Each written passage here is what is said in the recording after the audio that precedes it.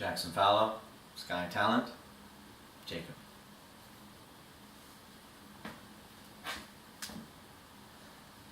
By the Christ, Jacob, that's some wonderful girl. Mary!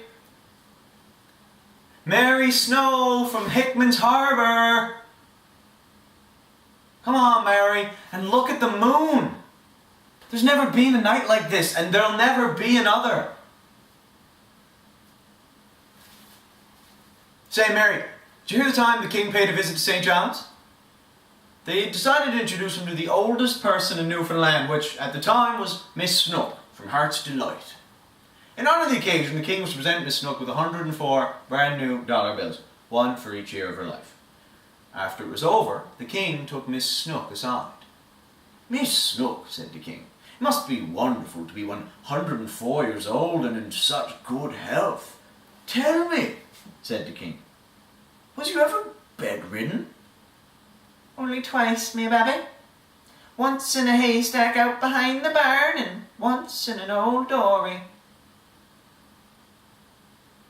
Come on, Mary. Don't be like that. Sometimes I get a little carried away, that's all.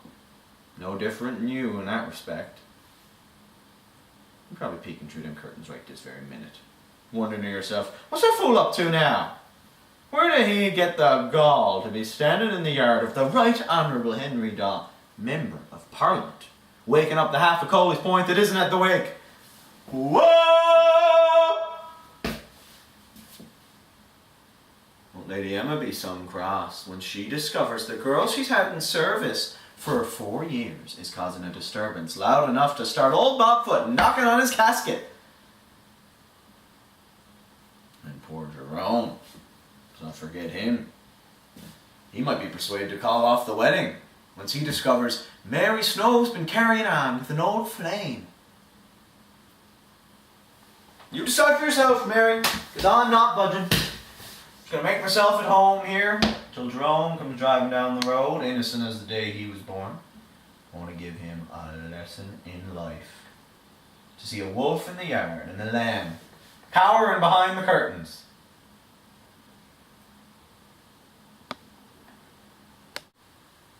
There's going to be a jolly time, I'll have you all to know.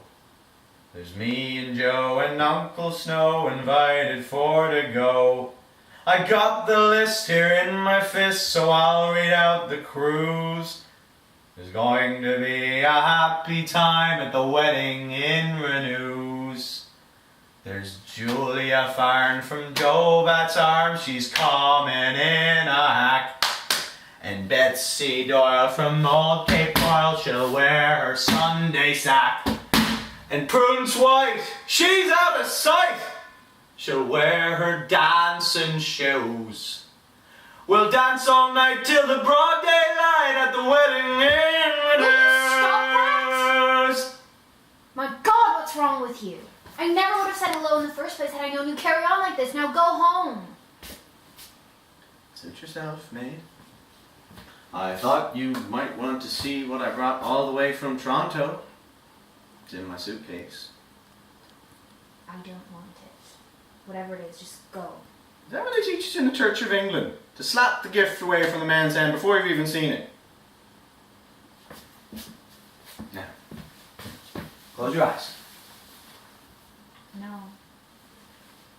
Well, turn away your head then, or it won't be a surprise.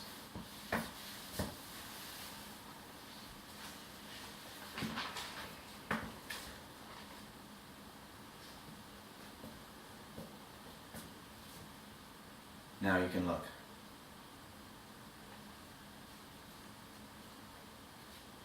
Well, you can touch it, man. It won't burn you. Feel how smooth the texture is.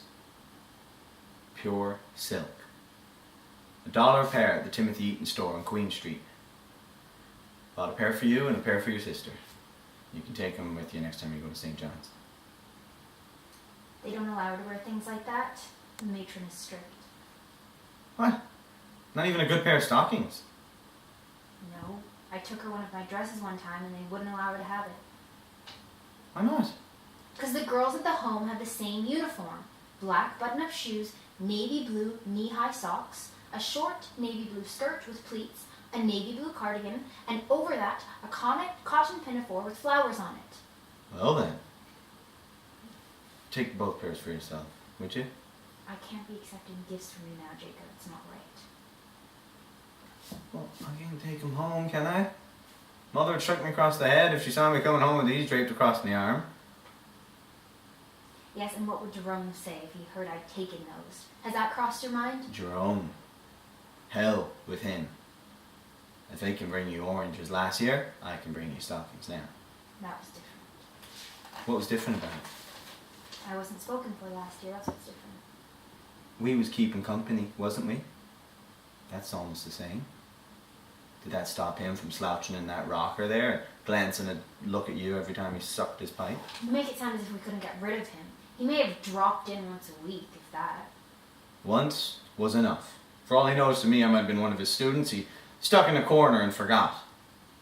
Sitting on it, patting his pipe in his hand, pointing the stem at the sky. Look, Mary, that's the evening star now. Venus. What odds? I was no more taken with Jerome last summer than the man in the moon. What's happened since is your own fault and no one else's. Sure. Rubbed salt in the wound. It's true, isn't it? For Christ's sakes, Mary, I was 17 at the time. 17!